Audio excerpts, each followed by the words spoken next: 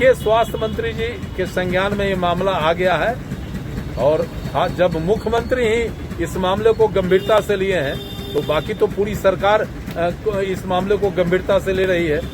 मृतक के परिजन को 4-4 लाख रुपया मुआवजा देने की घोषणा किया है, लेकिन ये जो घटना घटित हुई है, प्रथम दृष्टया जो जानकारी मिल रही है इसमें अस्पताल का घोर लापरवाही है।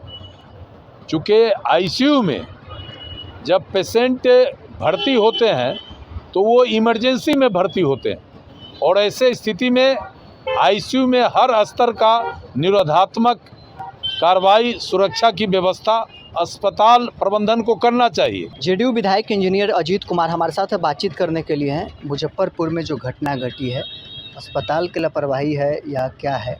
10 लोगों की मौत। देखिए, मुजफ्फरपुर के प्रसाद हॉस्पिटल में आज के ही सुबह 3:20 में आग लगने की सूचना शहर में फैली।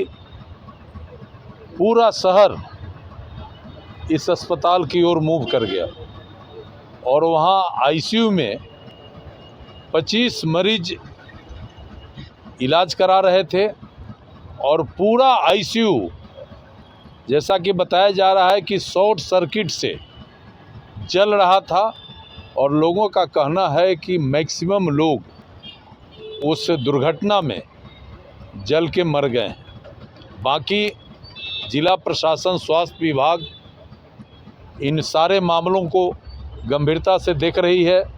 हमारे राज्य के माननीय मुख्यमंत्री श्री सम्राट चौधरी जी ने चिंता जताते हुए इस घटना पर सभी मृतक के परिजन को 4-4 लाख रुपया मुआवजा देने की घोषणा किया है, लेकिन ये जो घटना घटित हुई है, प्रथम दृष्टया जो जानकारी मिल रही है इसमें अस्पताल का घोर लापरवाही है। चूँकि आईसीयू में जब पेशेंट भर्ती होते हैं तो वो इमरजेंसी में भर्ती होते हैं और ऐसे स्थिति में आईसीयू में हर स्तर का निरोधात्मक कार्रवाई, सुरक्षा की व्यवस्था अस्पताल प्रबंधन को करना चाहिए। लेकिन जैसा कि बताया जा रहा है कि जिस समय घटना घटित हुई है, सारे के सारे उसके जो भी स्टाफ उसमें कार्यरत थे सब पेशेंट को छोड़ के भाग गए और आईसीयू में तो किसी पेशेंट का अटेंडेंट होते नहीं हैं। जो भी जिस रूप में था बेड पर, वह आग का भेंट सीधा चढ़ गया। बहुत दुखद है।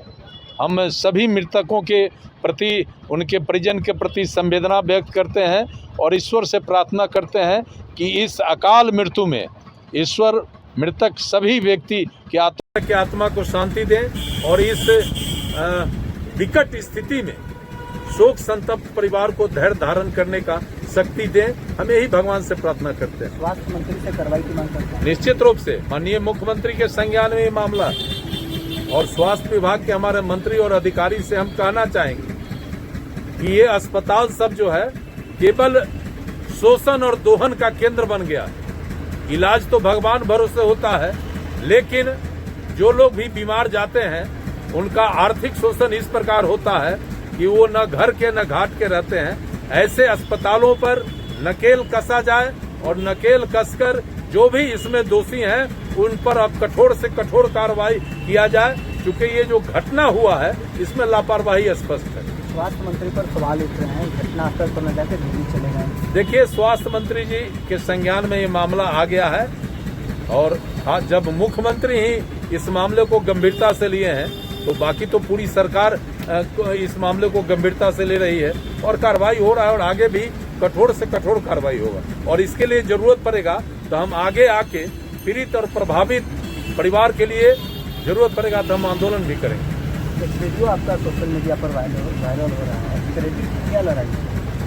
देखिए, हम कांटी के विधायक और 1,18,000 मतदाताओं ने हमें मत देकर चुनाव जिताया और कांटी के एक एक मतदाता हमारे मालिक हैं। जब उन्होंने हमें चुनाव जिता दिया है तो कांटी के हर एक समस्या का निदान, आम आवाम को कोई तकलीफ न हो इसकी जिम्मेदारी और कांटी का विकास ये हमारा नैतिक जिम्मेदारी है और हम तो कांटी के माटी पर पैदा लिए।